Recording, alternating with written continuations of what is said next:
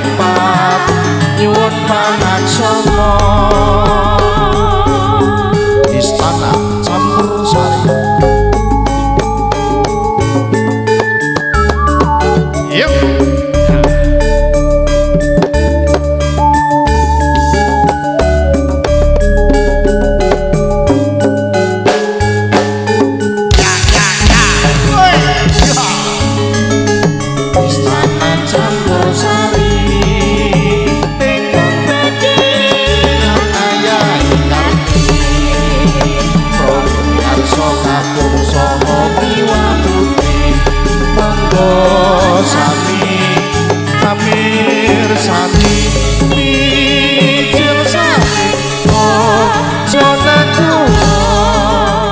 Kula pun Kang Bagong kalian pun Kang Garing sampun siyaga ing gati kangge yang libur panjenengan sami nggih.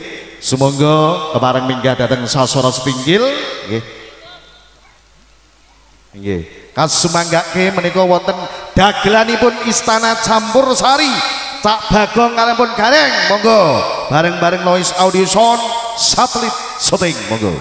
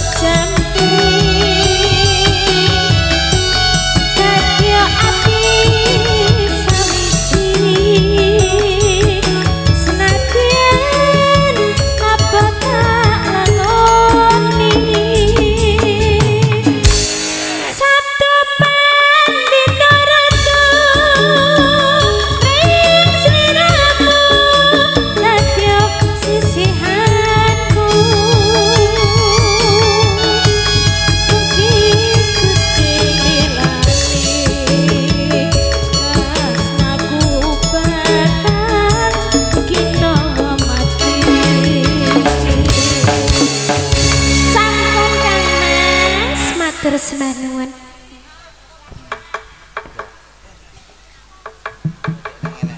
Cek nyak lorang nggonmu penyanyi iki rek ambek kowe modele tek juwenes napa lah Mbak sampean. Apa ya gara-gara kuwi kok. Lah nyapa tek gara-gara aku ora duwe masalah kok. Lah joget ya mbok transmigrasi rene. Lho sing ngomong transmigrasi piye wong dhek dhewe mara ning aku. Allah. Ngerti to ndi sejatining menungso, ndi sejatining wedhus ngono lho. Lho masa ki wedhus, Mas? Lah jajal takoki dus. Dus. Tau diambung wedhus.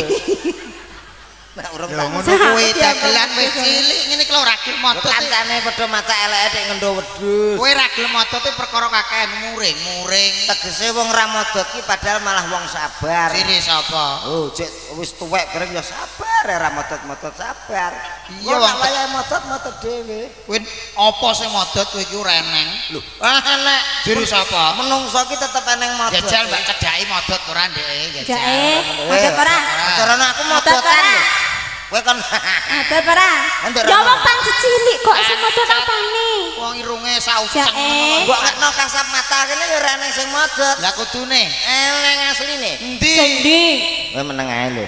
Lho, Wetak. coba takono mbak takono aku kok penasaran ki Lah apa sing mbok kuwi? omongi ki sapa leh, Mas? Cedhaki mbak cedhaki Sing mbok omongi sapa? Sing roh ki mau aku mbek Gusti Allah wa taala. Alah.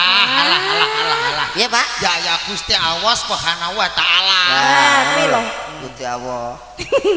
Sing madot sing ndi? Jajal demek mbak. Eneng mbok demek ini pas gak kroso. Rangkul pak pundake rangkul Piye? mbak. Lah. Jate. Tela-telo ta. Kuwi apa kuwi? Ngombe apa? Apa omong mbek sapa kowe? Aku tapi kontak ini. Mbok kira apa?